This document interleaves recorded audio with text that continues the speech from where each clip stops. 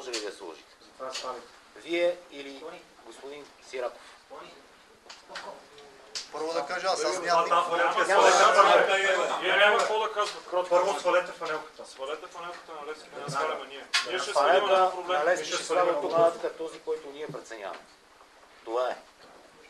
Цирковете в тази нашата ситуация са безкрайни. Ставаме по-зле от не от свинете ни, от не знам от кой. Няма как да се случат нещата. Аз то... Слушайте. Ицо, спокойно. Ице. 5 секунди ще те свалиме ние. Аз ще сваля, ме интересува, там ми се сещаш. Ме интересува мене, бе. Тежки са нещата, вярвай ми. Тежки са. Добре, според тебе това ли е начин? Добре, това ли е начин?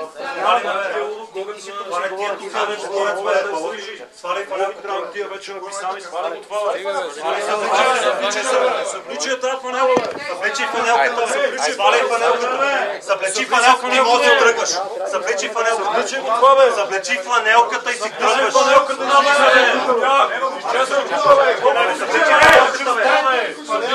Няма да носиш фанелка на Левски, разбрали бе. Няма да носиш фанелка на Левски. Няма и това. Точно отбар няма да носиш фанелка на Левски, бе. Що Макса славиша, бе? Що Макса славиша, бе? Там фанелка, бе. Дойдохте да си правите цирковете ни, бе. Хайде, бе! Елто ни, бе! Иди да останеш, бе! Ей, рука! Харесват ми резултатите. Харесват ми. Искаме Отиши, славиша, бе! бе.